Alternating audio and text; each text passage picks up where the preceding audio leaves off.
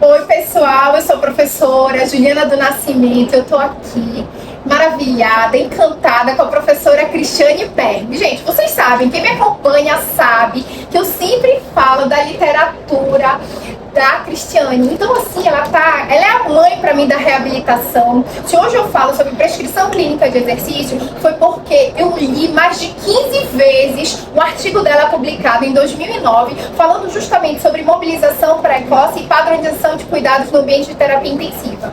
Mas eu queria, professora, que tu falasses um pouco sobre esse artigo, que para mim é um marco. E que eu acredito que se todos os profissionais tivessem a oportunidade de ler com maturidade científica, todo mundo viraria uma chave no cenário assistencial, como tu fizeste comigo. Muito obrigado por essa oportunidade de estar aqui conversando com você e discutir um pouquinho da minha experiência, mas esse artigo foi uma oportunidade de eu colocar assim à disposição para todas as pessoas um padrão para cuidar dos pacientes na terapia intensiva.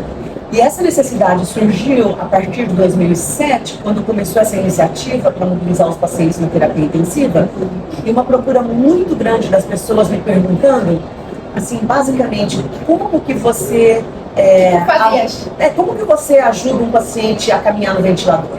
Então eu percebi que faltava assim um pouquinho de orientação em quais eram os steps para ser seguido, porque é claro que só vai andar no ventilador a pessoa que tem a capacidade de andar. Então a gente tem que realmente, antes de mais nada, depois que é feita uma avaliação, ter a capacidade de padronizar, colocando dentro dessas fases 1, 2, 3 e 4.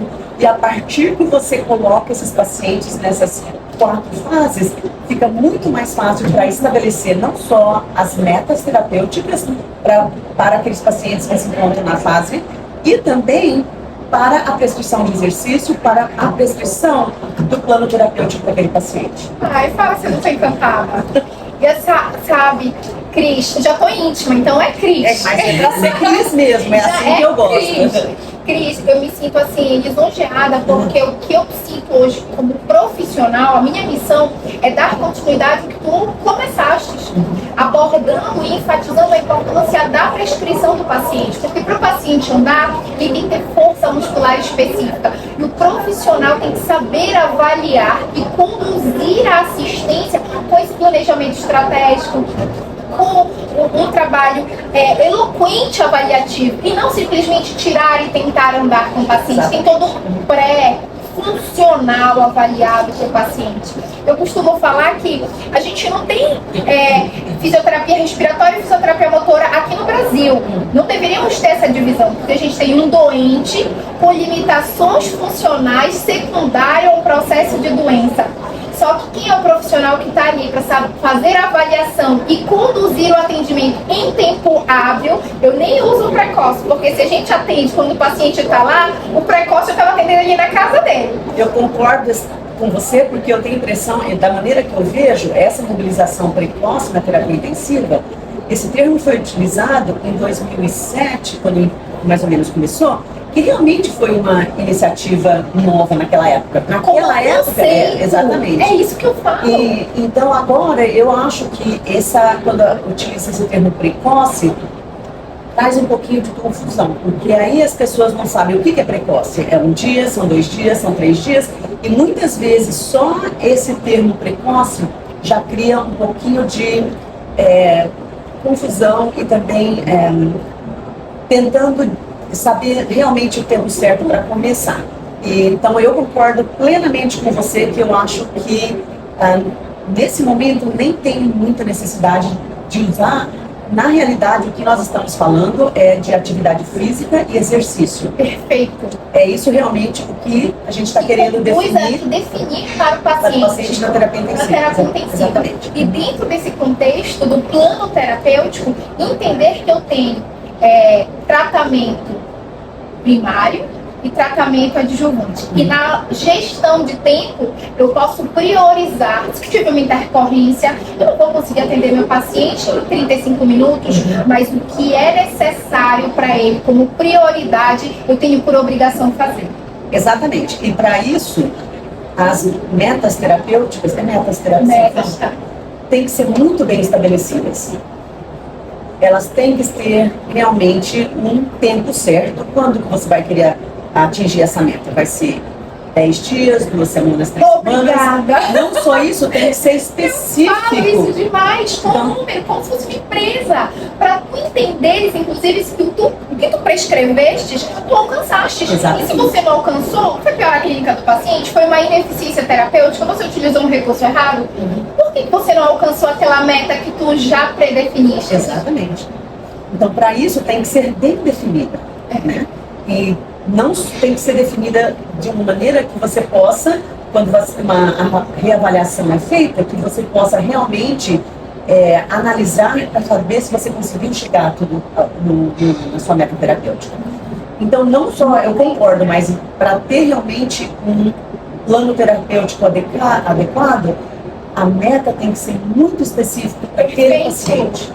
Individualizado, é isso que eu falo. A gente não tem atendimento generalista. Não, tem que parar de fazer isso, porque tinha cultura, e eu posso falar isso na época da minha graduação. Tu ias atender como? Tu colocavas no bolso do teu jaleco halteres, caneleiras, cicloergômetro, e tu ias atender o paciente. Pronta para oferecer o que o paciente precisa. Para oferecer, só que generalista.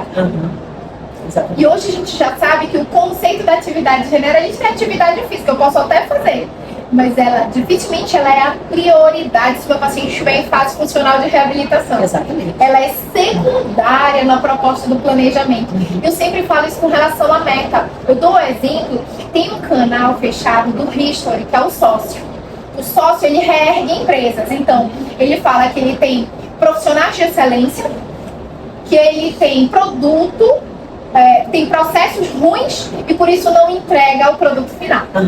Eu brinco e me coloco fazendo um paralelismo com o sócio quando a gente prescreve. Eu tenho profissionais de excelência. Se os meus processos estiverem ruins, eu não tenho meu planejamento adequado. Exatamente. Então eu não tenho um desfecho eficiente, eu não tenho dados, eu não tenho indicador mostrando a representatividade do exercício como ele tem que ser. Exatamente. Você falou tudo. Ai, gente, você não tem noção. Então eu fico assim, lisonjeada de ser, eu me considero sua pupila. Eu leio. Com certeza. Não tem dúvida nenhuma. Com certeza. Eu faço isso, sabe? Eu falo para todos, é leitura obrigatória. Se você está no cenário da reabilitação, tem que conhecer os seus artigos, tem que entender o PERM Score, porque não é à toa que dão aqueles parâmetros. Tudo tem sentido, tudo tem motivo. Tudo tem um motivo. E hoje, tendo a oportunidade de te conhecer, eu percebo o porquê tu fizeste isso aqui. Você trabalha numa UTI com maior complexidade. Muito. Por isso que tu tens tantas barreiras que tu colocastes ali como possíveis barreiras de acesso ao movimento do paciente. Exatamente. E quando eu ensino ferramentas de avaliação, eu peço para os alunos terem um olhar crítico na hora de escolher as ferramentas que eles estão introduzindo ali, que o paciente tem que ter aquele perfil. Você tem que conhecer sua amostra antes de tu colocar, porque senão tu não vais ter. O que adianta tu teres sempre um PERM de 30 e não der a representatividade? De repente você precisa de um SOS, porque o teu perfil é mais cirúrgico, falta rotatividade. Ou mesmo porque como você está querendo utilizar aqueles resultados, né? Porque, por exemplo, o PERM Score é bastante completo, né? Então, ele vai abranger várias áreas que você tem que pontuar para chegar no número final, então te dá uma abrangência geral. Agora, por exemplo, os outros, como o SOMS, é praticamente um marco de mobilidade. Então, porque o SOMS é muito difícil você detectar as mudanças. Não, você não detecta. Não detecta, porque, por exemplo, meta para o próximo atendimento. Exatamente, mas, por exemplo, o 4, se o paciente anda, realmente não consegue captar. O paciente andou 1 metro, 5 metros, 50 ou 500. O objetivo é diferente. Então, por exemplo, se você quiser saber qual foi o maior nível de atividade, de mobilidade que o paciente atingiu numa sessão de fisioterapia, então o SOMS é perfeito. Por isso que a gente é um marco de mobilidade. Mas, por exemplo, o PERM Score, você já consegue mudar, entender se teve uma mudança de hoje a mobilidade para amanhã, que pode ser melhor, pode ser pior. Perfeito. Né? E você tem os fatores complicadores ali. É. As barreiras que vão te indicar. Então, meu paciente não estava entubado, agora ele está entubado. Meu paciente ele está agora sentindo dor. Ele é muito mais específico com relação a isso. Exatamente. O que eu costumo brincar é que se as pessoas não souberem utilizar a ferramenta, não adianta eu ter uma excelência e não aplicar. Na hora de passar o plantão, falam, por exemplo, assim, meu paciente está com hernia de capôncio. Se for um número isolado e eu não entender, não significa nada. Não significa nada. Durante os meus estudos, o que eu fiz na divisão para favorecer uma compreensão numérica? PERM abaixo de 16, o paciente está em fase funcional de mobilização. Então, você obrigatoriamente tem que ver quais são as barreiras específicas que estão impedindo uma progressão do planejamento e um direcionamento mais assertivo do estímulo para o paciente. Acima de 16, o paciente pode estar em fase de transição ou reabilitação. Por obrigação, você tem que começar a pensar em estratégias de quantificação de intensidade e carga para o seu paciente. Exatamente. Nossa, falou tudo. Perfeito. Tá vendo? Eu estudo. Não tenho dúvida nenhuma. Não tenho dúvida nenhuma. Perfeito. Por isso, assim, eu queria agradecer muito essa oportunidade de estar aqui contigo. Para mim, hoje, eu estou assim, maravilhada profissionalmente, porque eu estou com a minha referência profissional. Então, obrigada por esse momento. Muito obrigada. Fico muito feliz de saber tudo isso e é um prazer muito grande. Muito obrigada. Quero que você use o meu aplicativo, hein? Com certeza, assim que for liberado. Já está liberado para você utilizar o Laser Clean, que é o retorno. Em breve ele já vai estar em inglês e espanhol, então vamos melhorar a assistência. Porque foi como o Carlos Eduardo falou para mim. Eu fico muito feliz porque eu ajudo outros profissionais a cuidarem das outras pessoas. E assim, eu acho que isso é um legado que a gente deixa. Exatamente. E parabéns pelo trabalho maravilhoso que você está fazendo. Muito obrigada. É inspirador essa palavra. Nossa! De ver que, sabe, você está dedicando tanto da sua vida para tudo isso. E que, na realidade, você está conseguindo atingir a vida de pacientes que você nunca vai conhecer, que na realidade que é o que eu quero fazer agora. Que o que eu faço possa, de uma maneira ou de outra, realmente afetar a vida de pacientes que eu nunca vou conhecer. Então, acho que a gente está na mesma missão. Na verdade, tu já fizeste isso, porque tu afetaste a minha vida e eu estou tendo a oportunidade de te conhecer agora. Obrigada. Muito obrigada por essa oportunidade. Eu que agradeço. Obrigada.